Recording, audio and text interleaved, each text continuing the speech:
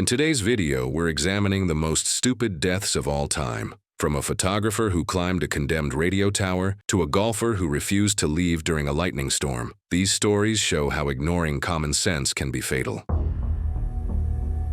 It was July 15, 2017, when 23-year-old Griffin McCrae made the fatal decision that would end his promising career as a freelance photographer and social media influencer. Griffin stood 6 feet 2 inches tall, with an athletic build that matched his reckless confidence. Working from his cramped studio apartment in Billings, Montana, he had spent 2 years building his Instagram following to 5,000 devoted fans who eagerly awaited his next death-defying photograph. His dismissive attitude toward safety warnings had become legendary among his peers, often bragged about shots others deemed impossible.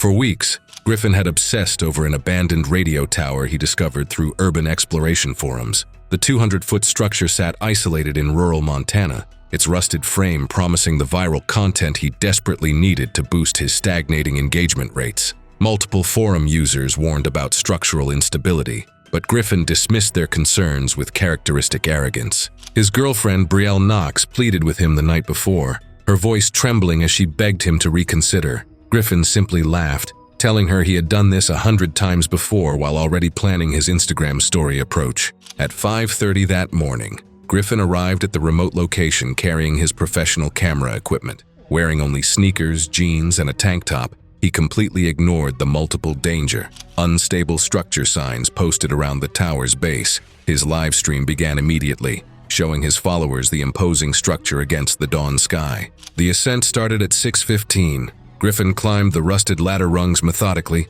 pausing every 20 feet to capture selfies and update his social media. His followers watched in real time as he documented each stage of the dangerous climb, their comments mixing admiration with growing concern. At 150 feet, Griffin reached a platform where he set up his tripod. The sunrise backdrop was perfect, exactly what he had envisioned for weeks. Completely absorbed in capturing the ultimate shot, he began experimenting with increasingly dramatic poses, leaning further over the platform's edge with each attempt. The morning dew had accumulated silently on the metal surfaces, creating an invisible death trap.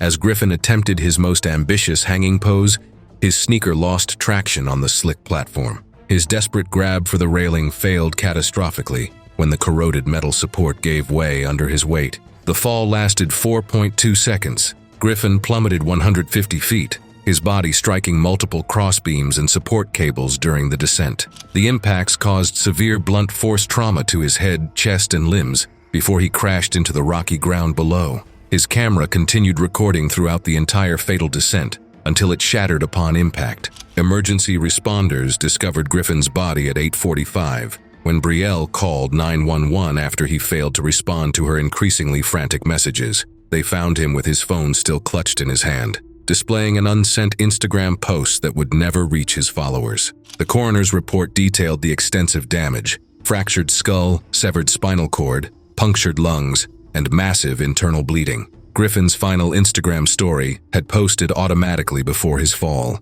showing his confident smile against the Montana sky, unaware that death waited just moments away. 3 months later, the county demolished the abandoned radio tower, with Griffin's death serving as the catalyst for stricter enforcement of trespassing laws at dangerous abandoned structures. His Instagram account remains active, a digital memorial to the ultimate price of viral fame, forever frozen at 5,000 followers who never got to see his final, fatal shot. It was August 3, 2018, when 19-year-old Kayla Whitman's life took a devastating turn at what should have been a perfect summer night. Kayla was everything you'd expect from an Arizona State University marketing student: vibrant, social media savvy, and always ready for the next adventure. At 5 feet 4 inches with an infectious laugh, she had that magnetic personality that drew people in. But despite growing up in the desert heat of Arizona, Kayla had one surprising gap in her skill set. She never properly learned to swim. The evening started innocently enough at an upscale Scottsdale residence where her friend was celebrating a birthday. Over 50 people packed the backyard, transforming the space into a typical college party scene. Kayla arrived wearing a new bikini she'd been excited to debut, her phone already in hand for the inevitable photo session. As the night progressed, Kayla indulged in 4 mixed drinks over 2 hours, a decision that would prove fatal. Her judgment clouded. She spent over an hour posing by the pool's edge, creating content for her Instagram stories. Each photo became more daring than the last, encouraged by friends who cheered her on. The pool itself presented hidden dangers. Decorative string lights provided minimal illumination, casting deceptive shadows across the water's surface. The irregularly shaped pool lacked clear depth markers, making it impossible to distinguish the shallow end from the deep sections in the dim lighting. At 11:30 p.m., Kayla decided on one final dramatic shot. Despite multiple friends warning her about the water depth and her intoxicated state, she positioned herself for what she believed would be the perfect diving pose. Her friend Madison Reeves stood ready with the camera. What Kayla thought was the deep end was actually the 3.5-foot shallow section. She executed a forward dive with arms extended overhead, entering the water at a steep angle with devastating momentum.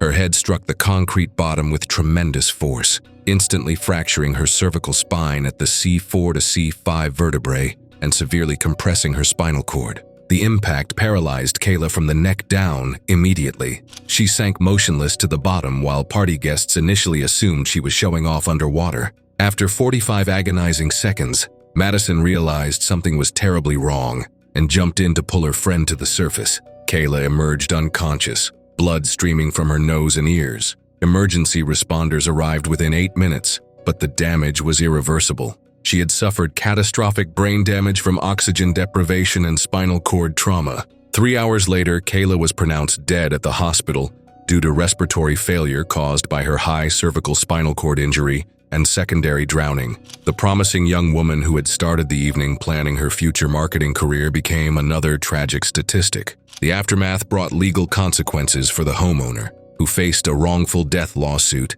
for failing to properly mark pool depths and provide adequate lighting. Kayla's story serves as a sobering reminder that a single moment of poor judgment, amplified by alcohol and inadequate safety measures, can transform celebration into tragedy in mere seconds. The ripple effects continue to impact everyone who knew her bright spirit. It was September 22nd, 2016, when 21-year-old Zane Hollowell made a decision that would cost him everything. The ambitious barista from Portland, Oregon had spent 3 years perfecting his parkour skills, transforming from a coffee shop employee into a local free-running sensation with 12,000 YouTube subscribers, hungry for increasingly dangerous content. Zane stood 5 feet 10 inches, with the lean, muscular build of someone who treated every urban obstacle as a personal challenge. His competitive nature often pushed him beyond reasonable limits, especially when his girlfriend watched from the sidelines or when his fellow traceurs questioned his commitment. Working morning shifts at a trendy downtown coffee shop gave him afternoons to train, but it was the evening sessions that truly tested his abilities. The downtown office building complex had caught his attention weeks earlier during a daylight scouting mission. The connected structures created a perfect playground of varying heights, with gaps ranging from 8 to 15 feet between rooftops. He had mapped every jump, calculated every distance, but had never attempted the sequence after dark. Despite weather reports warning of light rain, Zane arrived at 10 p.m. with his friend Colton Hayes, a fellow traceur who doubled as his cameraman. Colton, more cautious by nature, had expressed concerns about the conditions, but Zane's determination to film content for his growing channel overrode any safety considerations. The session began at 10:45 p.m., with Zane successfully navigating several smaller jumps while Colton captured multiple angles. His confidence grew with each successful landing, the familiar rush of adrenaline drowning out the sound of light rain beginning to patter against the concrete surfaces. The final jump represented the sequence's climax, a 12-foot gap between buildings with a 3-foot height difference. Zane had visualized this moment countless times, knowing it would become the centerpiece of his next viral video. He positioned himself 30 feet back from the edge, feeling the wet concrete beneath his running shoes as he prepared for his approach. The run-up felt perfect until the critical moment when his left foot encountered a slick patch of rain-soaked concrete. The slip occurred precisely at the building's edge, destroying his carefully calculated trajectory and timing. Instead of the clean, controlled leap he had practiced in his mind, Zane found himself rotating forward mid-air, his body betraying him when precision mattered most. He fell short of the target building by approximately 2 feet, his chest striking the concrete ledge with devastating force. The impact fractured multiple ribs, which immediately punctured both lungs. The collision sent him bouncing backward into a 40-foot fall down the narrow alley between buildings. Colton watched in horror as his friend's body struck the concrete below with a sickening impact that fractured Zane's pelvis and caused severe head trauma. Racing down to the alley, Colton found Zane conscious, but unable to speak, blood filling his punctured lungs as he struggled for each breath. The 911 call came immediately, but the damage was too extensive. 25 minutes after the fall, before paramedics could transport him to the hospital, Zane succumbed to massive internal bleeding and respiratory failure. His pursuit of the perfect shot had ended in the most permanent way possible. The entire incident remained captured on Colton's camera, sparking widespread debate about the responsibility of documenting dangerous stunts. Building owners responded by installing additional security measures and anti-climbing barriers, ensuring that Zane's tragic miscalculation would serve as a deterrent for future thrill seekers. His YouTube channel, once a source of pride and growing influence, became a digital memorial to the risks of pushing boundaries without adequate safety measures. The 10,000 subscribers who had encouraged increasingly extreme content were left to grapple with their role in demanding the spectacular footage that ultimately cost Zane his life. It was March 14, 2019, when the Pacific Ocean claimed the life of a promising young scientist whose passion for marine life would ultimately lead to her tragic end. Madison Reeve, a 26-year-old marine biology graduate student at UC Santa Barbara, had dedicated her life to understanding the intricate ecosystems that thrived along California's rugged coastline.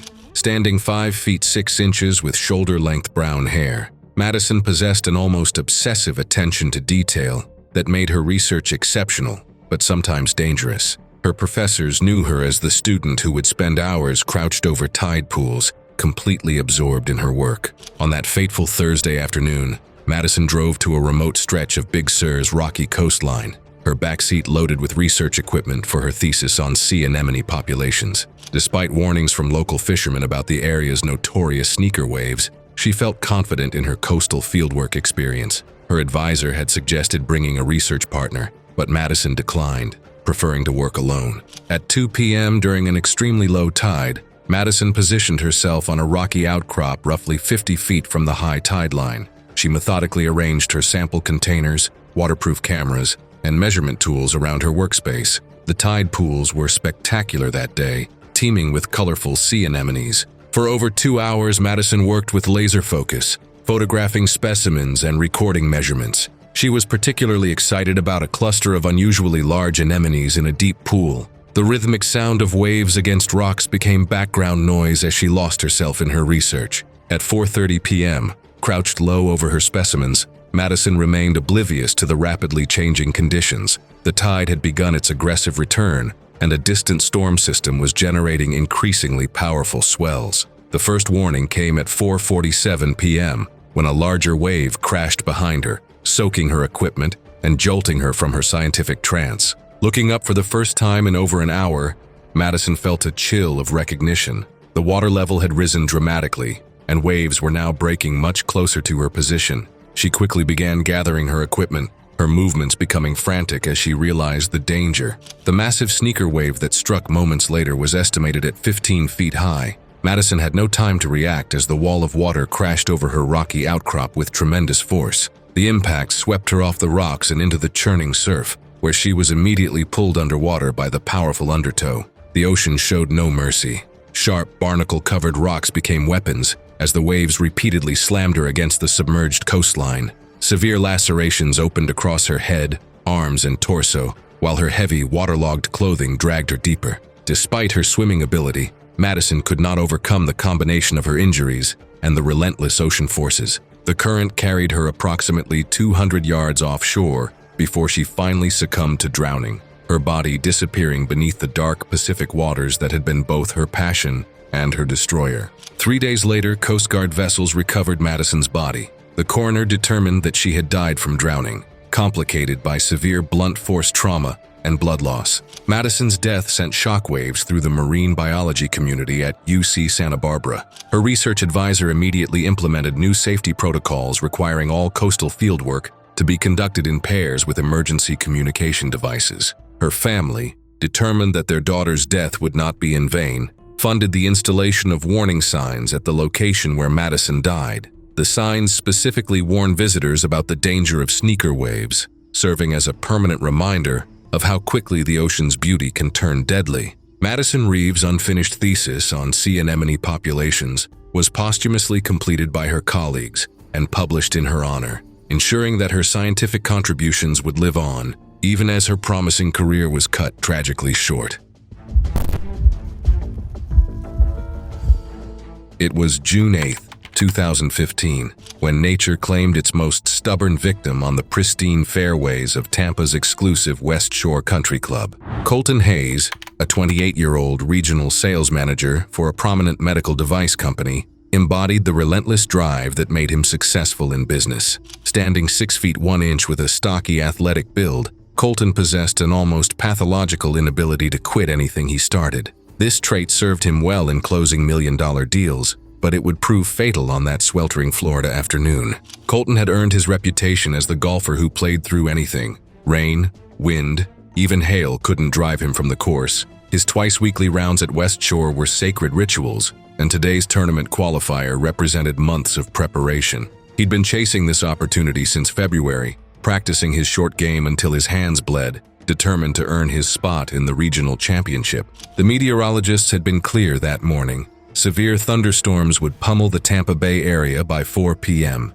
Dark clouds gathered on the horizon as Colton teed off at 2 p.m., but he dismissed the warnings with characteristic confidence. He'd outrun storms before. His playing partners had already retreated to the clubhouse, but Colton pressed on alone, muttering about fair-weather golfers. By 3:45 p.m., Colton stood on the 14th tee as the first lightning strikes flickered within 5 miles. The course management sounded the warning horn, its urgent wail echoing across the manicured landscape. Other golfers abandoned their carts and sprinted toward the clubhouse, but Colton barely glanced up. He had 4 holes remaining, and his score was too good to waste. The wind intensified as he approached the 16th green, bending palm trees at impossible angles. Rain began in fat, warm drops that quickly became a torrential downpour. Lightning crackled overhead with increasing frequency, each flash illuminating Colton's determined silhouette as he lined up his crucial putt. At 4:10 p.m., as Colton crouched over his putter just 3 feet from the metal flagstick,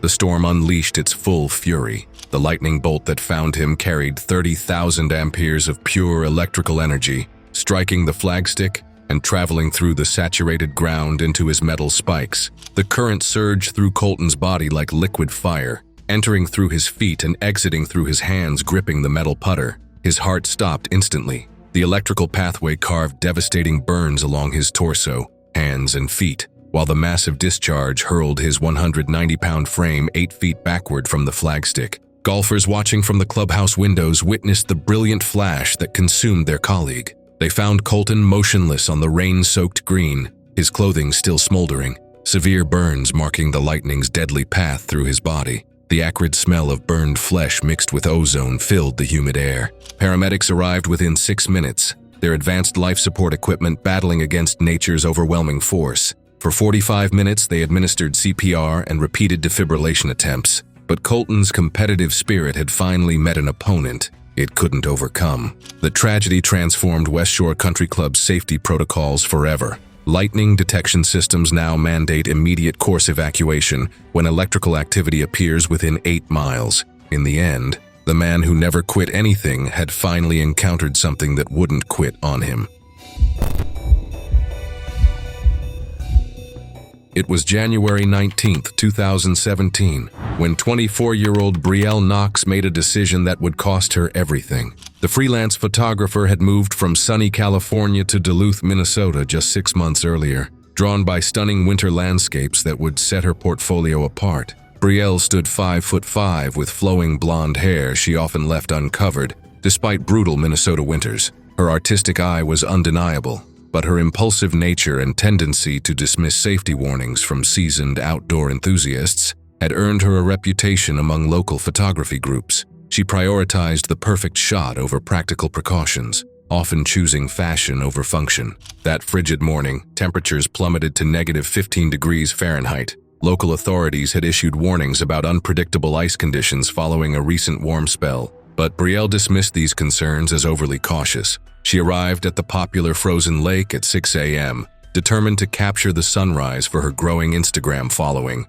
Carrying 20 pounds of camera equipment in her backpack, Brielle wore fashionable boots instead of proper winter gear. Local ice fishermen approached her near the shore, explaining that ice thickness measured only 3 to 4 inches in many areas, well below the 6-inch minimum recommended for safe walking. She brushed off their warnings with a confident smile. At 6:45 a.m., Brielle ventured approximately 100 yards from shore, chasing the perfect angle of sunrise reflecting off the ice surface. Occasional cracking sounds echoed beneath her feet, but she pressed forward, focused entirely on her artistic vision.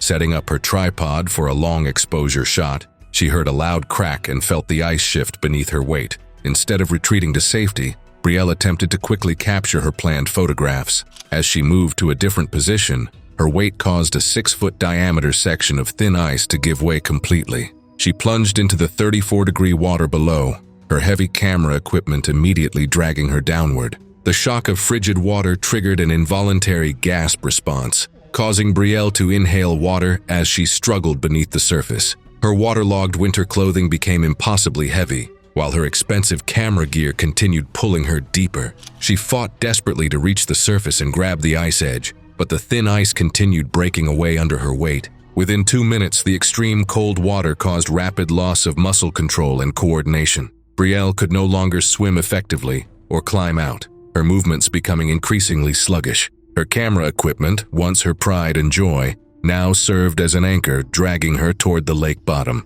After approximately 4 minutes in the water, hypothermia and drowning claimed Brielle's consciousness. Her body sank beneath the ice sheet, where underwater currents carried her away from the original breakpoint, making rescue efforts exponentially more difficult. Ice fishermen who heard her initial cries for help immediately called 911, but rescue divers faced challenging conditions searching beneath the unstable ice. They didn't recover Brielle's body until 6 hours later, approximately 200 yards from where she had fallen through.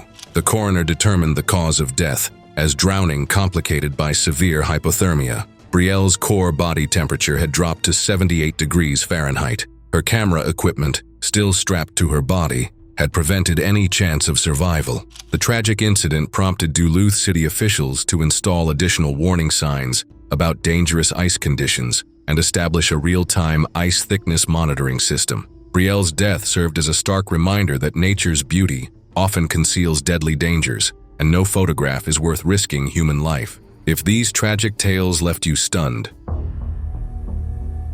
It was July 15, 2014, and the morning sun cast dramatic shadows across the granite cliffs of Yosemite National Park in California. The majestic valley stretched 3,000 feet below Taft Point, where tourists gathered behind safety barriers to capture the breathtaking views. The crisp mountain air carried the scent of pine trees and the distant sound of waterfalls echoing off the canyon walls. Bradley Connor adjusted his phone's camera settings as he surveyed the dramatic landscape that had become his obsession. At 23, the social media influencer had built a following of over 100,000 Instagram users by posting increasingly dangerous photos from cliff edges and mountain peaks across the American West. His compact 5'8" frame belied the fearless attitude that had made him famous for death-defying selfies. The Yosemite trip represented the centerpiece of Bradley's Extreme Summer series, designed to boost his follower count and attract potential sponsorship deals. His girlfriend Sarah had reluctantly agreed to document the adventure, though she'd grown increasingly concerned about his escalating risk-taking behavior. His friends had repeatedly warned him about pushing boundaries too far, but Bradley dismissed their concerns as jealousy over his growing online success. Bradley had been planning this specific shot for weeks, studying satellite images and scouting reports from other influencers who'd attempted similar photos. Park rangers had recently increased warnings about dangerous selfie locations following a series of incidents, but Bradley viewed the restrictions as challenges to overcome rather than safety measures to respect. As Bradley approached the safety barriers at Taft Point, he could feel the adrenaline building in his chest. The dramatic drop-off offered the perfect backdrop for what he envisioned as his most viral post yet. Sarah pleaded with him to stay behind the barriers, but Bradley had already committed to the shot in his mind. Bradley climbed over the metal safety barrier and positioned himself on the narrow granite ledge, his feet finding purchase on the weathered rock surface. He set his phone timer for 10 seconds and placed it on a small outcropping, framing the shot to capture both his silhouette and the vast valley below. The wind picked up slightly, carrying the scent of pine and the distant roar of Yosemite Falls. As the timer counted down, Bradley struck his signature pose with arms outstretched, his back to the 3,000-foot drop. The loose granite beneath his feet shifted slightly, but he maintained his balance through years of experience with precarious positions. Then, in the final second before the camera clicked, disaster struck without warning. Bradley's right foot slipped on a piece of loose rock, sending him stumbling backward toward the edge. His arms windmilled frantically as he fought to regain balance, but momentum and gravity had already taken control. Sarah's screams echoed across the canyon as Bradley disappeared over the cliff face, his body tumbling through the morning air toward the valley floor far below. The phone continued recording, capturing the horrific final moments before automatically uploading to his social media accounts. Other tourists rushed to the edge and called for emergency services, but the remote location and sheer cliff face made immediate rescue impossible. It took search and rescue teams nearly 18 hours to recover Bradley's body from the rocky terrain below. The tragic selfie video went viral posthumously, sparking nationwide debates about social media's influence on risky behavior. Yosemite National Park installed additional barriers and warning signs at popular selfie locations, while Bradley's family established a foundation promoting responsible adventure photography. It was March 8, 2016, and the neon lights of Murphy's Tavern cast colorful reflections across the wet parking lot in rural Texas. The Friday night crowd had thinned to a handful of regulars nursing their final drinks as closing time approached. The smell of stale beer and cigarette smoke hung in the humid air, mixing with the distant sound of country music from the jukebox inside. Jake Morrison wiped his hands on his oil-stained work shirt as he stumbled toward his lifted pickup truck, his movements unsteady after 5 hours of drinking. At 28, the experienced mechanic had built a reputation around town for his automotive expertise and his ability to diagnose any problem. His weathered hands told the story of 15 years spent under the hoods of countless vehicles, from classic muscle cars to modern diesels. The evening had started as a celebration of Jake's promotion to shop foreman at Davidson Auto Repair, but it had devolved into a series of increasingly boastful claims about his mechanical abilities. When his 2008 Ford F-250 refused to start in the parking lot, his drinking buddies saw an opportunity to test his skills. Despite multiple offers to call a tow truck, Jake's pride prevented him from accepting help. Jake had been experiencing financial stress lately, with his ex-wife demanding increased child support payments and his truck requiring expensive repairs. The promotion represented a fresh start, but the pressure to prove himself had been building for months. His friends had grown accustomed to his bragging, but tonight felt different as alcohol amplified his need to demonstrate his expertise. The truck's symptoms suggested a clogged exhaust system, a diagnosis Jake had made countless times in his professional career. However, his blood alcohol level of 0.18 had severely impaired his judgment and coordination. The combination of pride, alcohol, and mechanical overconfidence created a deadly mixture as Jake prepared to crawl under the running vehicle. Jake positioned himself beneath the truck's chassis while the diesel engine idled roughly overhead. The 6.4-liter engine produced significant exhaust fumes that began accumulating in the confined space beneath the vehicle. His friends watched nervously as Jake disappeared under the truck, their concerns growing as minutes passed without communication. The carbon monoxide from the exhaust system mixed with Jake's alcohol-impaired state, creating a rapidly deteriorating situation. His spatial awareness, already compromised by drinking, became further clouded as the colorless, odorless gas displaced oxygen in his bloodstream. Jake's movements became sluggish and uncoordinated as he lost consciousness beneath the running truck. His friends realized something was wrong when they heard the engine revving but couldn't see Jake moving underneath. They called his name repeatedly before finally shutting off the engine and pulling his unconscious body from beneath the vehicle. Jake's skin had taken on a cherry red color characteristic of carbon monoxide poisoning, and his breathing had become shallow and irregular. Emergency responders arrived within 12 minutes and immediately began aggressive resuscitation efforts. Despite advanced life support measures and rapid transport to the regional trauma center, Jake's brain had been deprived of oxygen for too long. He was pronounced dead at 2:47 a.m. from carbon monoxide poisoning and acute alcohol intoxication. The incident became a cautionary tale about the deadly combination of alcohol and automotive repair. Local bars implemented stricter policies about over-serving, while automotive safety courses began including specific warnings about carbon monoxide dangers during repairs. It was January 20, 2018, and the winter wind rattled the windows of the cramped dormitory room at Ohio State University. The fluorescent lights cast harsh shadows across the cluttered space where 4 roommates had gathered around a laptop, scrolling through viral challenge videos on YouTube. Empty energy drink cans and pizza boxes littered the desks, evidence of another late-night study session that had devolved into social media entertainment. Tyler Rodriguez adjusted his baseball cap as he watched his roommates debate their next viral video attempt. At 19, the college freshman had struggled to find his place among the more popular students in his dorm, often feeling like an outsider looking in. His outgoing personality masked deep insecurities about fitting in, leading him to increasingly desperate attempts to gain social media attention and peer approval. The Tide Pod Challenge had been circulating on social media for weeks, with teenagers and young adults filming themselves biting into laundry detergent pods for views and likes. Tyler's roommates had been daring each other to attempt various internet challenges, each trying to outdo the others with increasingly dangerous stunts. Despite knowing the risks, Tyler felt pressure to prove he wasn't afraid of the viral dare. Tyler's parents had recently called to warn him about dangerous internet trends after seeing news reports about hospitalizations.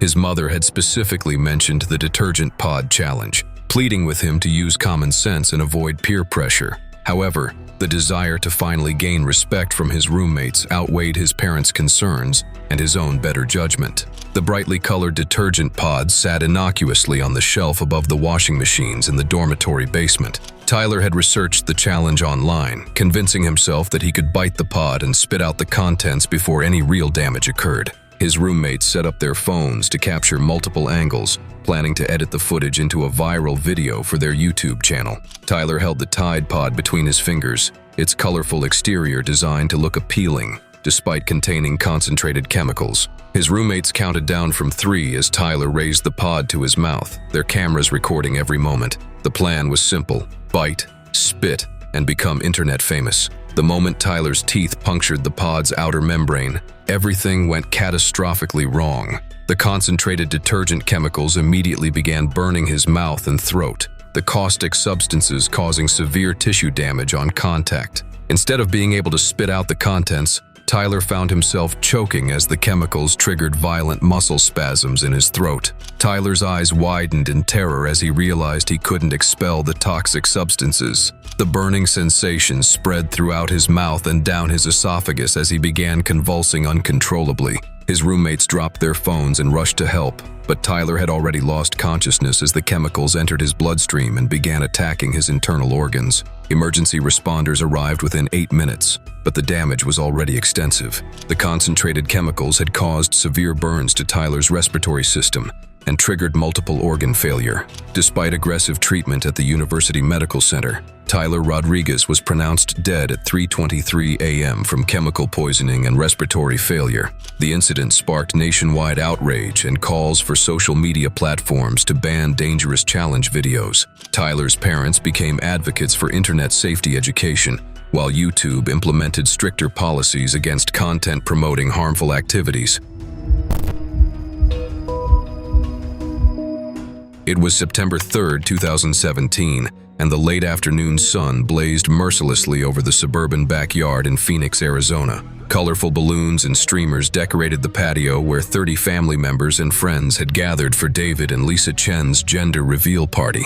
The smell of barbecue mixed with the desert air as guests mingled around tables laden with pink and blue decorations, their excitement building for the big reveal. David Chen adjusted his safety glasses as he made final preparations for the homemade explosive device he'd constructed in his garage. At 31, the expectant father had spent weeks researching creative gender reveal ideas online, determined to create a memorable moment for their first child. His background in construction had given him confidence in his DIY abilities, though he had no experience with pyrotechnics or explosive materials. The elaborate celebration represented months of planning and preparation as David and Lisa prepared to welcome their daughter. David had insisted on building the reveal device himself, despite Lisa's suggestions to hire professionals. The couple had already spent significant money on the party, and David wanted to save costs while creating something personal and unique for their growing family.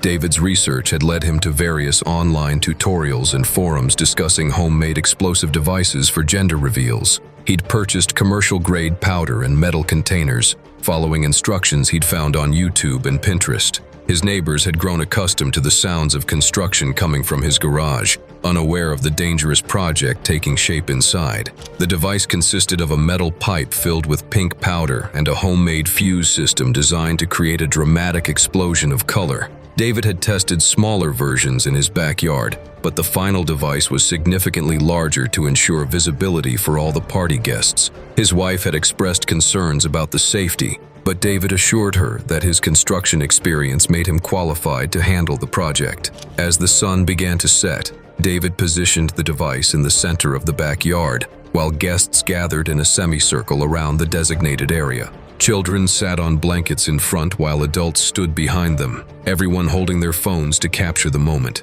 David's pregnant wife stood nearby, her hands resting on her growing belly as she watched her husband prepare for the reveal. David lit the fuse with a barbecue lighter, then stepped back what he believed was a safe distance. The fuse burned slower than expected, building tension as guests counted down the seconds. When the device finally exploded, the force was far greater than David had calculated, sending metal fragments and debris in all directions across the backyard. A large piece of shrapnel struck David directly in the chest, penetrating his rib cage and causing massive internal bleeding. The explosion's force knocked him backward onto the concrete patio as pink powder settled over the horrified party guests. Children screamed as adults rushed to help, but David's injuries were immediately apparent as blood pooled beneath his body. A registered nurse among the guests immediately began first aid, applying pressure to the wound while someone called 911. David remained conscious for several minutes, asking about his wife and unborn daughter before losing consciousness from blood loss. Despite the nurse's efforts and rapid response from paramedics, David bled out before reaching the hospital. The tragic accident devastated Lisa and traumatized all the party guests, including several children who witnessed the explosion. The incident led to warnings about DIY pyrotechnics and the dangers of homemade explosive devices, while professional party planners began offering safer gender reveal alternatives. It was May 12, 2013, and the humid Miami air carried the sounds of spring break revelry across the crowded beachfront hotels. The 15th floor balcony of the Ocean View Resort offered a spectacular view of the Atlantic Ocean, where dozens of college students celebrated their recent graduation with increasingly daring social media challenges. The smell of sunscreen and salt air mixed with the distant sound of music from the beach parties below. Alex Thompson adjusted his phone's camera angle as he surveyed the narrow balcony railing that had become his target for the ultimate planking photo. At 22, the recent college graduate had spent the week participating in various viral trends with his fraternity brothers, each challenge becoming more extreme as they competed for social media attention. His athletic 6-foot frame and competitive nature had made him the group's unofficial daredevil. The planking trend had exploded across social media platforms, with participants photographing themselves lying face down in increasingly unusual and dangerous locations. Alex had successfully planked on various surfaces throughout the week, from restaurant tables to lifeguard stands. But he wanted to end the trip with something truly spectacular that would generate maximum likes and shares. Alex's friends had been drinking steadily throughout the day, their judgment impaired as they encouraged each other to attempt more dangerous stunts. The group had already posted dozens of photos and videos from their Miami trip, but Alex felt pressure to create content that would stand out among the thousands of similar posts flooding their social media feeds. The hotel balcony railing measured only 4 inches wide and stood 180 feet above the concrete pool deck below. Alex had noticed other guests taking photos from the balcony throughout the week, but none had attempted anything as dangerous as planking on the narrow metal barrier. His friends gathered around with their phones ready, excited to capture what they believed would be the perfect finale to their spring break adventure. Alex climbed over the balcony's safety barrier and carefully positioned himself face down on the narrow railing, his arms extended forward in the classic planking pose. The metal felt warm from the afternoon sun as he balanced his weight, trying to maintain the rigid body position required for the photograph. His friends counted down from 3 as they prepared to capture the moment. A sudden gust of ocean wind caught Alex off guard as he held the planking position. The 15 mph breeze, barely noticeable at ground level, created significant force at the 15th floor height. Alex's grip on the smooth metal railing began to slip as the wind pushed against his extended body, creating a sail effect that pulled him away from the building. Alex's friends watched in horror as he struggled to maintain his balance on the narrow railing.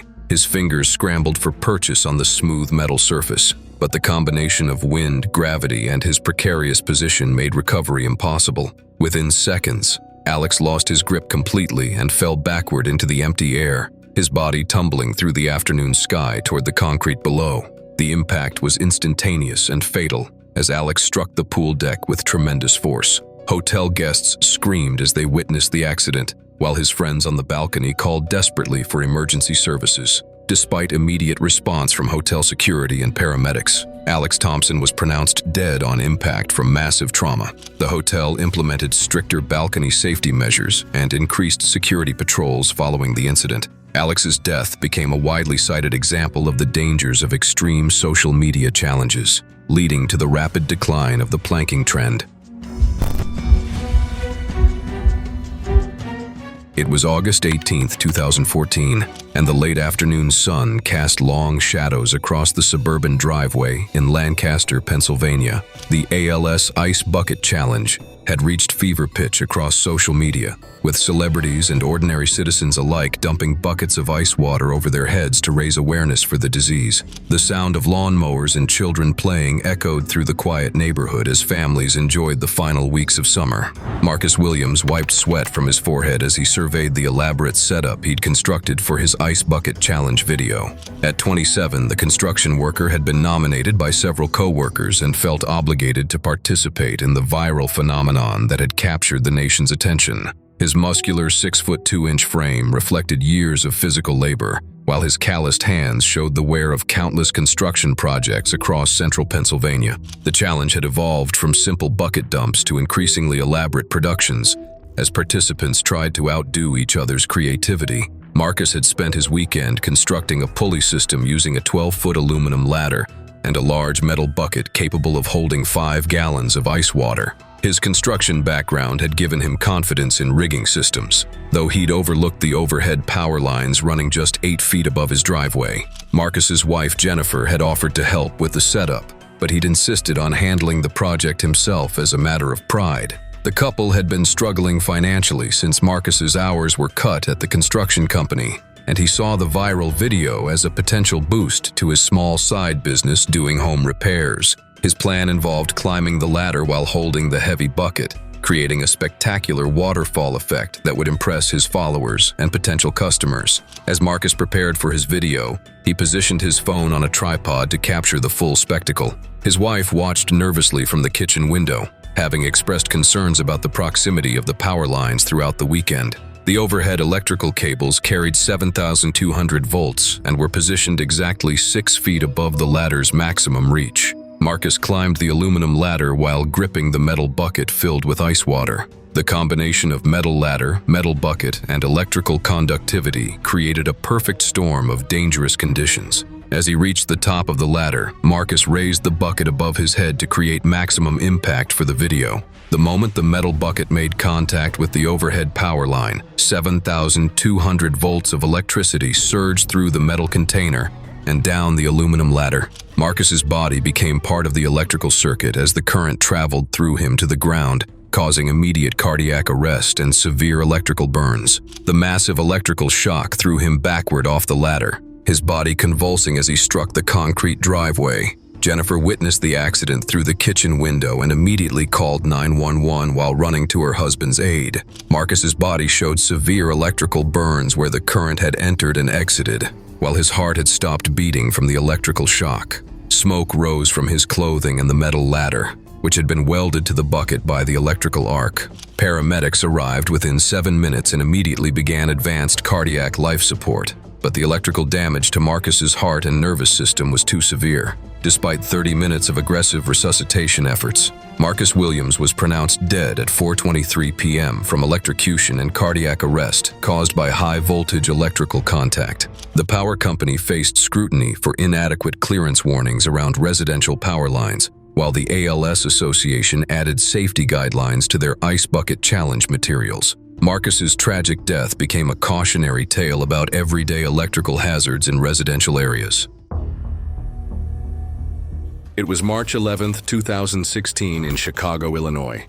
The 10th floor of a college dorm was full of noise that Friday night. Music came from the halls, students walked in and out of rooms, and groups met to drink and talk. Jason Morris, a 21-year-old student in his second year, was there too.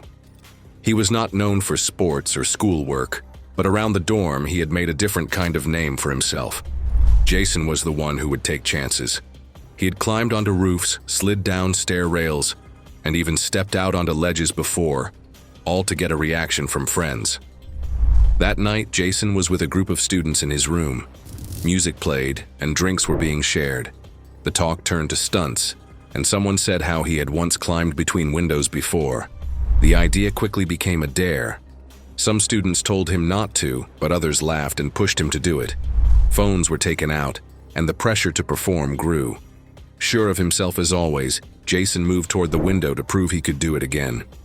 He opened the window and stepped out. The ledge outside was thin, only a few inches wide, just enough space to balance a shoe. Jason pressed his back hard against the brick wall and began sliding sideways, moving toward the next window. The students inside made loud sounds, some calling for him to stop while others cheered and filmed. From the yard and street below, a few people walking by saw movement high above and pointed up. Jason made it halfway across before things went bad. As he lifted his right foot toward the other window frame, he lost his balance. His shoe slipped on the ledge, and his weight moved forward. In a second, he lost his footing. His body dropped, but his hands caught the thin metal frame of the window. For several seconds, he hung 10 floors above the yard. People who saw it later said they heard the scraping sound of his shoes against the wall as he kicked, trying to find a hold. Students inside the dorm screamed. One classmate leaned out, reaching as far as he could, but Jason was just out of reach. The crowd in the room grew louder, some yelling directions, others frozen in fear. A few people dropped their phones in panic, while others kept filming, not sure what else to do. His grip lasted only moments. The smooth metal frame gave him nothing solid to hold onto. His fingers slipped, and then he was gone. Students at the window watched as Jason fell straight down into the yard. The sound of the hit was sharp, followed by a wave of screams from the rooms above. Some students ran into the hall to get help, while others stood frozen at the window, unable to look away. Down below, people walking by who had been watching rushed to the scene. They tried to reach Jason but quickly saw he was not responding. Within minutes, campus security officers came and pushed the crowd back. They called for paramedics and tried to secure the area. When emergency crews reached him, Jason was still. There was nothing more they could do. The following week, Jason's funeral was held in his hometown just outside Chicago. Friends, family, and classmates filled the small church. Many spoke about his humor and energy, but several also said that he often went too far when trying to entertain. The ceremony was quiet, and for those who had been in the room that night, the memory of the fall was still fresh. In the weeks after, the college leaders moved quickly to address safety concerns. Windows were made stronger with extra locks, and new warnings were posted across campus housing. Staff held meetings about the dangers of risky dares, especially when alcohol and peer pressure were involved. Officials said that what happened to Jason was a reminder of how quickly one bad choice could turn into disaster. For those who had watched from just a few feet away, the image of him hanging onto that window frame remained a lasting and haunting memory. It was July 22, 2017, in Phoenix, Arizona. The heat that afternoon had gone above 100 degrees, and the desert air moved with warmth. On the edge of the city, where paved roads turned into dusty paths and rocky lookouts, cars often stopped so people could take in the wide view. Among the drivers that day was 19-year-old Emily Roberts, who had just gotten her first car. Emily was known by her friends for posting often on Instagram. She liked to take photos of her car, her clothes, and her daily life. Friends later said she often reached for her phone even while driving, wanting to add to her collection of posts. On that July afternoon, she asked two friends to ride with her to a desert lookout. The spot gave a clear view of the valley and the rocky cliffs, and she thought it would make the perfect background for a new picture. The group got to the lookout around mid-afternoon. Emily pulled her car close to the edge, leaving the engine running. The car was still in gear, and she kept her foot pressed against the brake pedal. From the driver's side window, she leaned outward with her phone to line up the shot. People who saw it said she seemed focused on angling the photo to include both herself and the desert scenery behind her. As she leaned farther out of the window, her foot slipped from the brake. The car began to inch forward. Startled, she pressed down again, but her foot landed on the gas pedal instead. The car jumped forward, moving quickly in only a few yards. People nearby heard her friends scream as the car rolled toward the edge. With no safety rail in place, the car crossed the dirt line and launched straight over. The drop was close to 100 feet. The car hit the rocky slope below with a crash that echoed back up to the lookout. Glass broke, metal twisted, and the car tumbled before settling in a cloud of dust at the bottom. Emily's two friends rushed to the edge and then climbed down the slope. People who saw it said they stumbled on loose rocks as they made their way down. When they reached the bottom, the car was crushed. The roof had caved in, the airbags had blown up, and Emily was not responding inside. People nearby called emergency services, and within minutes, first responders came to the scene. Paramedics checked the wreck, but there was nothing more they could do. News of the crash spread quickly. The following week, Emily Roberts' funeral was held in Phoenix. Family, classmates, and neighbors filled the church seats. On the memorial table, her parents placed her graduation photo and the keys to her car. Friends who spoke at the service described how she had always been active and social, though many also said she often took risks with her phone while driving. Local authorities later talked about the crash as part of a bigger warning about distracted driving. They pointed out that selfie-related deaths had been going up in recent years, with dozens of cases reported around the world. Emily's death was included as an example in safety campaigns, with officials saying that even a brief loss of focus behind the wheel could lead to tragedy. For those who had been at the lookout that afternoon, the memory stayed clear. They remembered the sound of the tires shifting on gravel, the screams of her friends, and the sight of the car going over the edge. What began as a quick stop for a photo ended in disaster, becoming another reminder of how a single mistake can have permanent results.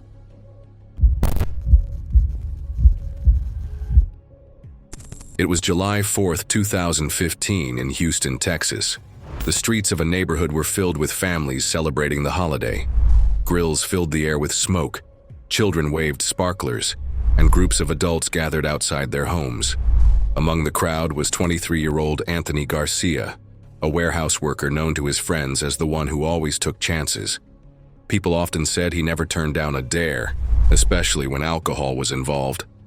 That evening, Anthony was with his girlfriend and a group of neighbors at a block party. Fireworks were being set off in the street, with loud bursts echoing between the houses. Some people watched from their porches, while others stood closer to the makeshift launch area. Anthony joined in, laughing and joking as he picked up one of the large mortar-style fireworks. Mortars were powerful devices, designed to be placed in a tube on the ground. When lit, they launched shells high into the sky where they exploded in bright colors. Anthony, however, decided to hold the tube himself. According to people who saw it, he said he was going to press it against his chest while it launched. His girlfriend told him not to do it, and several neighbors yelled for him to stop. Despite the warnings, a number of people pulled out their phones to record what they thought would be another reckless stunt. Anthony lit the fuse. The crowd watched as the sparks traveled down into the tube. In seconds, the firework blasted upward with great force.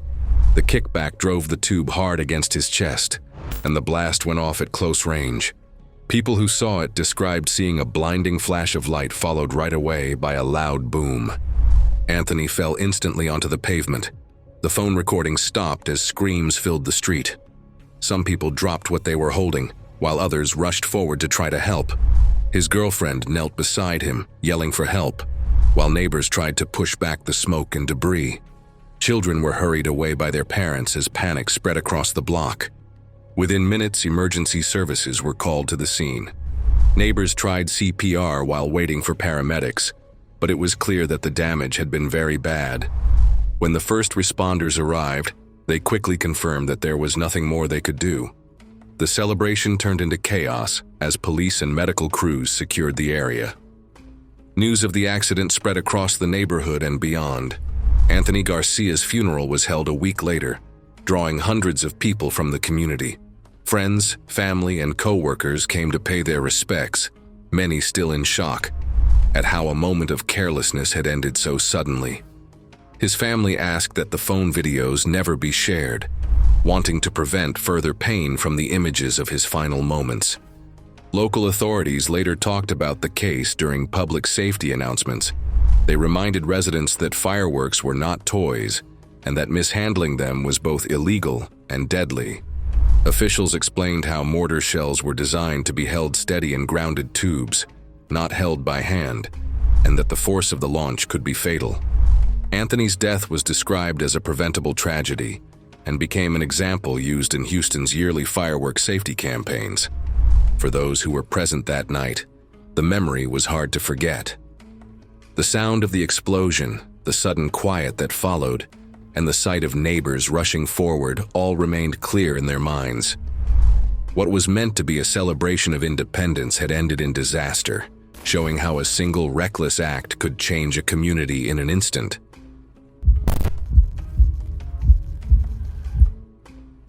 It was October 14, 2018, in Brooklyn, New York. The city was wet from steady rain that had fallen throughout the evening.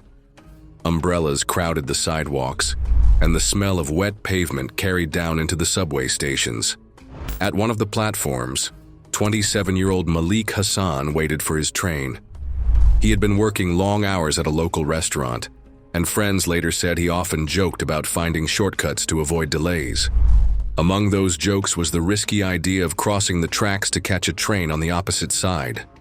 That night, the platform was crowded with people shaking water from their coats. The arrival board showed that Malik's train had just pulled away, and the next one would take several minutes. People who saw it said that he grew impatient and walked toward the edge of the platform. Ignoring the yellow safety strip, he looked down at the rails, then at the opposite side where another train was expected soon. Without waiting, he jumped down from the platform onto the tracks. The sound of his shoes hitting the wet metal drew gasps from those nearby. Several people shouted for him to climb back up. One woman yelled directly at him to stop, while others waved their arms. Malik instead began running across the tracks, his feet splashing against puddles of rainwater that had pooled in the channel. Halfway across, his shoe slipped on the slick rail. He stumbled, got his balance, and tried to push forward. At that same moment, the glare of headlights appeared at the far end of the tunnel. The rumble of an approaching train grew louder, shaking the walls. People who saw it later said Malik looked back, then tried to scramble up to the far platform. As he lifted himself, his foot became caught near loose trash and wiring in the track bed. Paper, plastic, and a piece of loose wiring tangled near his ankle. He pulled, but the movement slowed him. A few people on the opposite platform reached down, stretching their arms to grab him. They yelled at him to hold on, but the train was closing in too quickly. The roar of the subway car filled the tunnel. Several people turned away, unable to watch. Others covered their mouths or cried out as the train barreled through. In the seconds that followed, the platform fell into silence except for the screech of brakes and the shouts of panicked people. Transit workers quickly moved to stop service on the line. Police and paramedics rushed into the station within minutes, forcing the crowd back. The rescue team worked under the train, but it was already too late. Malik Hassan had not survived the impact. News of the accident spread quickly across the neighborhood. Malik's funeral was held a few days later at a small mosque in Brooklyn. Family members, co-workers, and neighbors filled the prayer hall. The service was quiet, with relatives standing in silence as prayers were recited. His co-workers from the restaurant attended, many of them in shock that a shortcut attempt had ended so tragically. In the weeks following the incident, transit officials spoke about the dangers of track trespassing. They explained that trains could not stop quickly once in motion, especially in wet conditions. Announcements were broadcast across stations reminding riders never to step onto the tracks under any circumstances. Patrols were also increased at busy subway stops, with officers watching more closely during peak hours. For those who had been on the platform that rainy night, the scene was unforgettable. They remembered the sound of shoes hitting metal, the shouts to stop, and the blinding headlights of the oncoming train. What began as a rushed decision to save time ended with a fatal mistake, reinforcing how dangerous even a few seconds on the tracks could be. It was April 9th, 2016, in Los Angeles, California. The city was alive with weekend activity, with people filling the sidewalks, cars lining the streets, and the sound of traffic carrying between tall buildings downtown. On one of those rooftops stood 24-year-old Carlos Vega, a part-time retail worker who spent most of his free hours practicing parkour. Friends said he had been training for years, often climbing structures, jumping over rails, and filming himself for short YouTube videos. His channel had only a handful of followers, but he kept recording, hoping to grow his audience with more daring stunts. That evening, Carlos and two friends got access to the roof of a downtown apartment building. The roof was flat, with patches of tar and scattered debris, lined by a waist-high ledge. From there, the view stretched across the city, but Carlos had something else in mind. He pointed toward a nearby structure just across the street. Between the two rooftops was a gap measuring about 12 feet.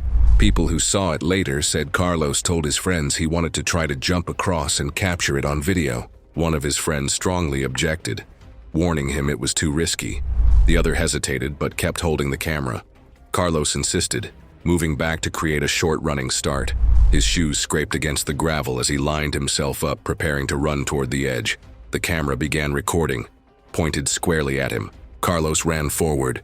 People who saw it said he pumped his arms and shouted as he reached the ledge. At the last second, his foot hit the edge of the roof, cutting his distance short. Instead of clearing the 12-foot gap, his body struck the wall of the opposite building. His hands reached out, clawing for a hold, but the smooth surface gave him nothing to grip. In an instant, he slipped downward into the alley below. His friends screamed from the rooftop. The camera fell to the ground, capturing only the sound of footsteps as they raced toward the stairwell. People on the street below had already seen the fall. Several called 911, while others rushed into the alley. When Carlos's friends reached the ground level, they found bystanders gathered around the spot where he had landed. Emergency crews arrived within minutes, but paramedics quickly confirmed that the injuries were fatal. Carlos Vega had died instantly from the impact. News of the accident spread quickly through his community. Carlos's funeral was held a week later, attended by relatives, classmates, and neighbors. Friends remembered him for his constant focus on physical challenges and his fascination with what he called big stunts. At the request of his family, his small YouTube channel was quietly deleted after his death. In the weeks that followed, the Los Angeles Police Department increased patrols in downtown areas where rooftops were known to be accessed illegally. Officials warned about the dangers of urban stunts, reminding the public that rooftops were not designed for recreation and that falls were often fatal. Safety notices were also placed in several apartment complexes, cautioning residents and visitors not to attempt rooftop jumps or record dangerous videos. For those who had been there that night, the memory was lasting. They recalled the sound of his shoes striking the gravel, the sudden silence after the fall, and the frantic rush down the stairwell. What began as an attempt to capture a dramatic video ended with a fatal plunge, showing again how quickly a stunt meant for the internet could end in tragedy.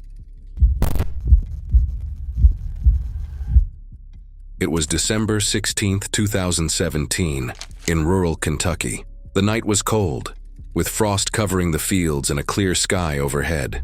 In a small town, a group of young adults gathered in a barn for a weekend party. The space was dimly lit, with music from a radio echoing off the wooden walls.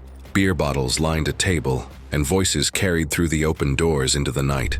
Among the group was 29-year-old Derek Lawson, who had grown up in the town and was known locally for his reckless behavior. Friends later said he often collected old guns and enjoyed showing them off at gatherings. That evening, Derek arrived with a revolver. It was an older model he had bought from a pawn shop, and he had carried it in a bag. At first, the party continued normally, with people drinking and talking. But after a while, Derek pulled the revolver from the bag. He spun the cylinder in his hand and made comments about playing Russian roulette. People who saw it said that his cousin right away told him to put it away, warning him not to go through with it. Others at the party laughed nervously, unsure if he was being serious. A few people pulled out their phones expecting him to be joking, while others moved closer to watch. The music kept playing, and the barn filled with tension as Derek set the revolver against his head. He pulled the trigger once. The hammer fell with a loud click, but no shot fired. Several people gasped, and some laughed out of shock. Derek spun the cylinder again, raising the revolver a second time. Before anyone could stop him, he pulled the trigger. This time, the gun went off. The sound of the shot echoed inside the barn. Derek fell backward onto the ground. The revolver dropped onto the wooden floor beside him. Panic broke out instantly. Bottles crashed to the floor as people scrambled in every direction. Some ran outside into the cold night air, while others rushed toward Derek. A few partygoers shouted for someone to call 911. Within minutes, the local emergency services were called. Several partygoers tried CPR, but the damage was too severe. Deputies and paramedics arrived at the barn shortly afterward. The area was secured, and Derek was pronounced dead at the scene. News of the incident spread quickly across the small town. Derek Lawson's funeral was held a few days later, attended mostly by family members and a few longtime friends.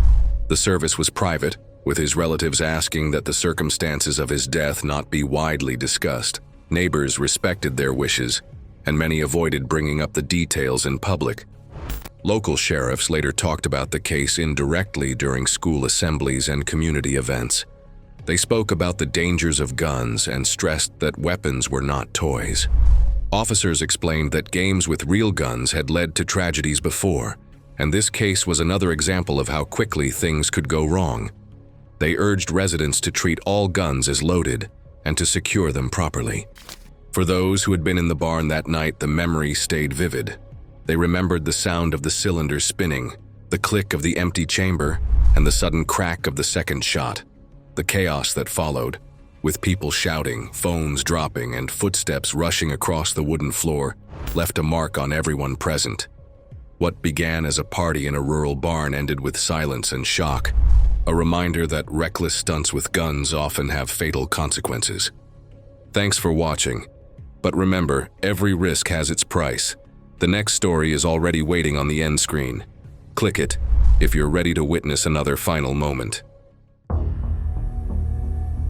It was July 14th, 2015, and the scorching Texas sun beat down mercilessly on the asphalt parking lot of the Target shopping center in Plano. The temperature had already climbed to 98 degrees by 2 p.m., creating shimmering heat waves that danced across the crowded lot filled with shoppers seeking air-conditioned relief. The smell of hot concrete mixed with exhaust fumes from idling cars as families hurried between their vehicles and the store's automatic doors. Patricia Williams adjusted her oversized sunglasses as she surveyed the parking lot like a general inspecting troops. At 42, the real estate agent had earned a reputation throughout her neighborhood as the unofficial parking enforcement officer, documenting violations with the dedication of a professional investigator. Her silver Honda Civic contained a glove compartment stuffed with printed parking regulations, a measuring tape, and a notebook filled with license plate numbers of repeat offenders. Patricia had been involved in over 30 documented disputes with neighbors, store employees, and complete strangers over the past year alone. Her homeowners association had received so many complaints about her confrontational behavior behavior that they'd issued her a formal warning about harassment, but Patricia saw herself as a crusader for order in a chaotic world, someone willing to do what others were too cowardly to attempt. The motorcycle caught her attention immediately. A gleaming black Harley-Davidson parked diagonally across two prime spaces near the store entrance. Patricia's blood pressure spiked as she calculated the injustice. One selfish person taking up two spots during peak shopping hours while families circled the lot searching for parking. She pulled out her phone and began recording, her voice dripping with righteous indignation as she documented what she planned to be her most viral confrontation yet. Patricia positioned herself directly behind the 800-pound motorcycle, her phone camera capturing every detail as she delivered a scathing monologue about parking etiquette and social responsibility. The absent owner would return to find their bike properly positioned, she declared, because someone needed to teach these inconsiderate people a lesson about community standards. Despite having zero experience with motorcycles, Patricia grabbed the handlebars and attempted to push the massive machine into a single parking space. The Harley's weight immediately overwhelmed her 130-pound frame, and she lost her balance as the bike tilted beyond her control. The motorcycle crashed down on top of her with devastating force, its full weight crushing her chest and pinning her arms beneath the hot metal. Patricia struggled desperately under the crushing weight,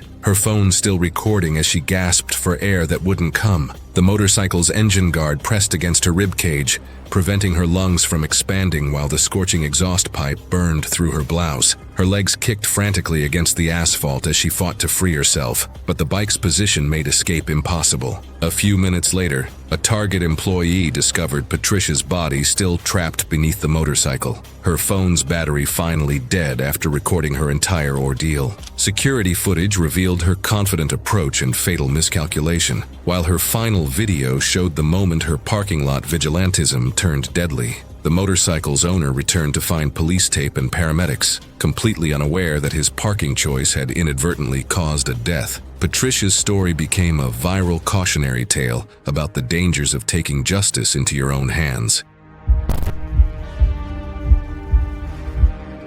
It was March 22, 2016, and the dinner rush at Olive Garden in Fresno, California, was in full swing as servers weaved between tables carrying steaming plates of pasta and breadsticks. The restaurant's warm lighting created a cozy atmosphere, while the sounds of clinking silverware and conversation filled the 200-seat dining room. The kitchen operated at peak efficiency, with line cooks coordinating their movements in the choreographed dance of professional food service. Susan Martinez sat at table 47, her notebook open and pen poised as she documented every perceived violation of health codes and service standards. At 38, the insurance claims adjuster had transformed dining out into a full-time investigation, carrying sanitizing wipes, a digital thermometer, and a magnifying glass to examine food preparation from her table. Her purse contained printed copies of health department regulations and business cards identifying her as a concerned citizen advocate. Susan had been banned from 4 restaurants in the past 6 months for disruptive behavior,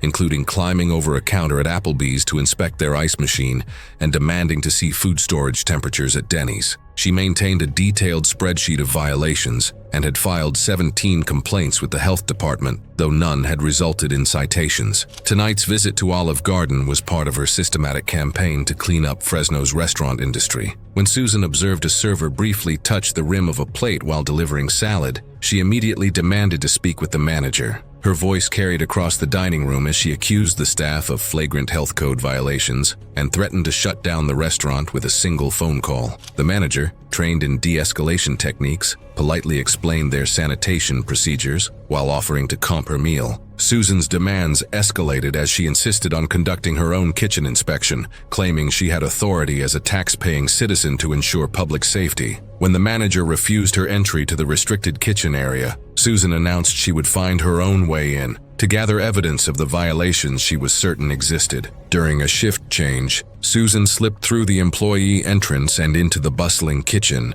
her phone camera ready to document what she expected to be shocking health violations. She climbed onto a stainless steel prep counter to photograph what she believed were code violations in the ceiling ventilation system. As she stretched for a better camera angle, her Her shoes slid on the freshly sanitized surface, and she lost her footing, tumbling off the counter. She twisted in midair and landed face first in an industrial deep fryer that had been left open during a routine oil filter change. Scalding 350-degree oil covered her upper body as she screamed in agony, the sound echoing through the kitchen while staff rushed to pull her out. The burns covered more than 60% of her body, and the superheated vapors severely damaged her airways. Paramedics arrived within 6 minutes, but Susan's injuries were beyond treatment. She died at Community Regional Medical Center 3 hours later, her phone containing dozens of photos of normal kitchen operations that she had misinterpreted as violations. The restaurant was temporarily closed during the investigation, which concluded that Susan had illegally entered a restricted area and caused her own death through reckless behavior. It was August 9, 2017, and the Phoenix sun blazed mercilessly at 115 degrees as heat waves shimmered off the perfectly manicured lawns of Sunset Ridge subdivision. The upscale neighborhood's Spanish-style homes sat behind pristine landscaping, their red tile roofs reflecting the brutal Arizona heat, while automatic sprinkler systems worked overtime to maintain the HOA's strict aesthetic standards. The smell of hot concrete and desert dust hung in the still air, as most residents remained indoors during the peak heat hours. Margaret Thompson emerged from her air-conditioned home at 2 p.m., armed with a measuring tape, ruler, and violation notice pad that had become her weapons of choice. At 45, the Homeowners Association board member had appointed herself as the neighborhood's unofficial enforcement officer, conducting daily patrols with the intensity of a military inspection. Her garage contained filing cabinets filled with violation documentation, photographs of infractions, and a detailed map marking every property that had ever violated HOA standards. Margaret had been feuding with her neighbor Jim Rodriguez for 8 months over his lawn maintenance, issuing 17 violation notices for grass that exceeded the HOA's maximum height of 3 inches. She had purchased professional landscaping tools to ensure her measurements were legally defensible and had threatened Jim with daily fines of $50 until his lawn met community standards. Her obsession with grass height had consumed her life, leading to sleepless nights spent planning enforcement strategies. The scorching afternoon presented the perfect opportunity to build her case against Jim while he was at work. Margaret had been monitoring his watering schedule and knew the grass would be at its tallest after the morning irrigation cycle. She planned to document every blade that exceeded regulations, creating an ironclad case for the HOA board meeting scheduled for the following week. Margaret spent over 90 minutes in the blazing sun, methodically measuring individual grass blades with her ruler while the temperature climbed past 115 degrees. Her focus on documentation was so intense that she ignored her body's warning signs, the dizziness, nausea, and confusion that indicated dangerous heat exhaustion. Sweat poured down her face as she crawled across Jim's lawn, her notebook filling with precise measurements that she believed would finally end their dispute. As her core body temperature reached 104 degrees, Margaret became disoriented but continued her crucial work of grass measurement. She collapsed face down on the very lawn she had been obsessively monitoring, her measuring tape still clutched in her hand as heat stroke shut down her vital organs. Her body temperature soared to 108 degrees as she lay unconscious on the 3.2-inch grass that had consumed her thoughts for months. Jim discovered Margaret's body when he returned from work at 6 p.m., immediately calling 911 despite their ongoing feud. Paramedics pronounced her dead from heat stroke, with her violation notices scattered around her body like confetti. The HOA board was forced to acknowledge that Margaret had no legal authority to conduct property inspections, and her death led to policy changes requiring board members to work in pairs and avoid extreme weather conditions. It was November 18, 2014, and the fluorescent lights of the Jacksonville Walmart Supercenter buzzed overhead as Black Friday shoppers began their early holiday preparations. The massive 180,000-square-foot store hummed with activity as customers navigated aisles stocked with seasonal merchandise, while cashiers prepared for the upcoming shopping frenzy. The customer service desk already showed signs of stress with returns and exchanges, creating long lines of frustrated shoppers. Linda Davis wheeled her overflowing shopping cart toward the checkout lanes, followed by 3 additional carts she had strategically positioned throughout the store during her 6-hour shopping expedition. At 39, the part-time bookkeeper had transformed extreme couponing into a full-time obsession, spending over 40 hours per week organizing deals and planning elaborate shopping trips that she documented on her blog. Her dining room table had been converted into a coupon command center with filing systems that would impress corporate accountants. Linda had been banned from 3 other Walmart locations for aggressive behavior during coupon disputes, including a 2-hour standoff over expired manufacturer coupons and a physical altercation with a cashier who questioned her coupon authenticity. She carried a 3-ring binder containing 847 coupons for today's trip, organized by product category and expiration date, expecting to pay less than $50 for over $2,000 worth of merchandise. Her husband had threatened divorce twice over her coupon obsession, particularly after she converted their guest bedroom into a storage facility for her inventory. Linda's blog followers worshipped her ability to game the system, but store employees across Jacksonville had begun sharing her photo in break rooms, warning each other about the woman who turned simple transactions into hours-long ordeals. Her shopping strategy involved purchasing items in bulk when coupons offered the best deals, then stockpiling products in her garage until she could use them or resell them online. Linda's neighbors had complained about delivery trucks constantly arriving at her house, and her homeowners association had cited her for operating a business from her residence. The checkout process began at 4:30 p.m. and immediately devolved into chaos as Linda presented coupon after coupon while arguing about store policies with increasingly frustrated cashiers. 3 managers were called to resolve disputes over expired coupons, fraudulent manufacturer offers, and quantity limits that Linda insisted didn't apply to her. The line behind her grew to over 20 customers as her transaction consumed 2 full hours. Linda's voice grew shriller with each rejected coupon, her face turning crimson as she quoted corporate policy numbers and threatened legal action against individual employees. When the store manager informed Linda that 247 of her coupons were expired or fraudulent, she exploded into a rage that could be heard throughout the front of the store. She demanded to speak with the district manager and leaned aggressively over the customer service counter, shouting about corporate policies and threatening to sue the store for discrimination. Her 3-ring binder fell open, spilling hundreds of carefully organized coupons across the floor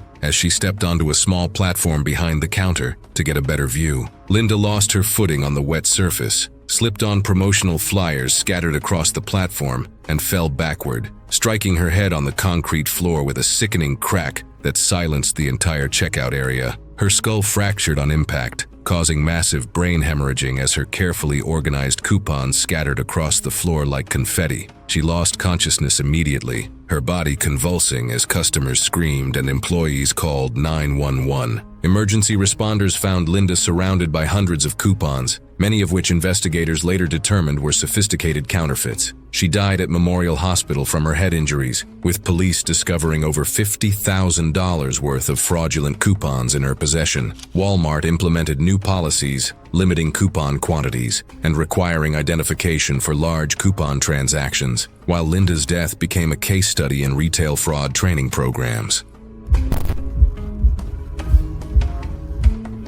It was June 3, 2018, and the original Starbucks location in Seattle's Pike Place Market buzzed with its usual mix of tourists and coffee enthusiasts. The historic coffeehouse's exposed brick walls and vintage fixtures created an authentic atmosphere, while baristas worked behind the curved counter, crafting drinks for customers who lined up to experience the birthplace of the global coffee empire. The afternoon crowd included business professionals, students, and social media influencers documenting their Seattle experience for their followers. Jennifer Clark positioned herself strategically near the pickup counter, her phone already live streaming to her 1,200 followers as she prepared for what she expected to be her most viral confrontation yet. At 35, the social media manager had built her online presence by posting daily videos of herself, exposing poor customer service and confronting workers who failed to meet her standards. Her Instagram account featured dozens of videos showing her berating minimum wage employees, while her followers cheered her on in the comments. Jennifer had developed a systematic approach to creating viral content, deliberately ordering complicated custom drinks and then escalating minor mistakes into major confrontations. She carried a ring light and phone tripod to ensure professional quality footage of her public meltdowns, treating each incident like a carefully choreographed performance designed to generate maximum engagement and outrage.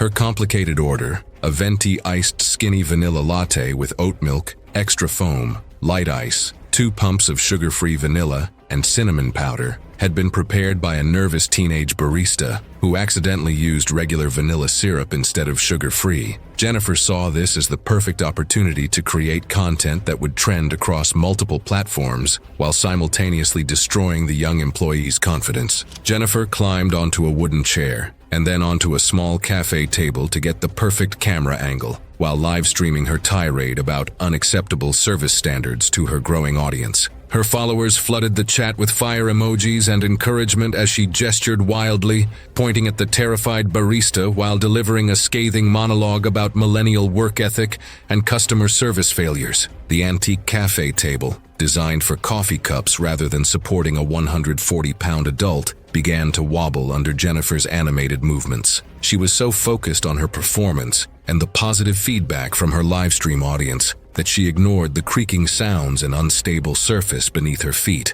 The table collapsed suddenly, sending Jennifer crashing into the antique glass pastry display case below. The impact shattered the old glass into large, jagged shards, one of which sliced deep into her neck and severed her carotid artery. Blood sprayed across the white tile floor as her phone continued live streaming, hundreds of followers watching in shock as her final moments played out in real time. The teenage barista, whom she had been humiliating, screamed and ran to get help while customers called 911. Paramedics arrived within 4 minutes, but couldn't control the arterial bleeding caused by the glass shards embedded in Jennifer's neck. Her live stream captured her final gasps as she died on the Starbucks floor, surrounded by broken glass and spilled coffee. Jennifer's death went viral for all the wrong reasons, becoming a cautionary tale about social media obsession and the dangers of treating real people as content for online entertainment. The teenage barista quit her job and required months of counseling after witnessing the traumatic death, while Starbucks implemented new policies about customer behavior and installed safety barriers around all display cases.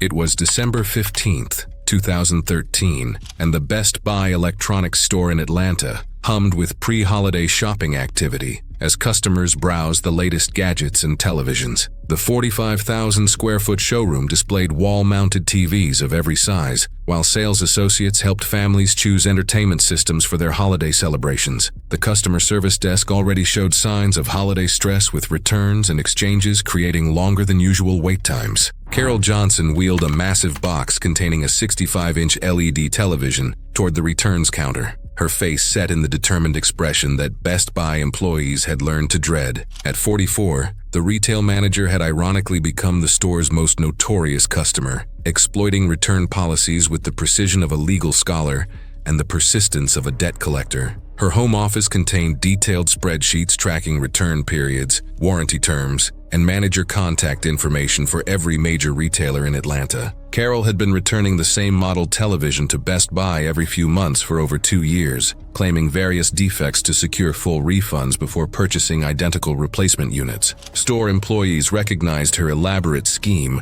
but were required to process returns that technically met policy requirements, despite their suspicions about her fraudulent activities. Her pattern had cost the store thousands in restocking fees and damaged merchandise write-offs. She had perfected her performance over dozens of returns, memorizing corporate policy language and practicing her outraged customer routine in front of her bathroom mirror. Carol's neighbors had grown suspicious of the constant delivery trucks arriving at her house, followed by her mysterious trips to various electronics stores with identical boxes. The electronics manager, familiar with Carol's history, requested additional documentation for her 6th TV return of the year. Carol's voice rose to a volume that attracted attention throughout the electronics department as she accused the staff of discrimination and threatened to post negative reviews across every social media platform and review website. Her face flushed red as she pulled out her phone, waving it menacingly while reciting corporate policy numbers she had memorized specifically for these confrontations. Carol grabbed the 80-pound TV box to demonstrate the obvious defects she claimed had appeared, dragging the heavy package onto the counter with effort. Fueled by anger,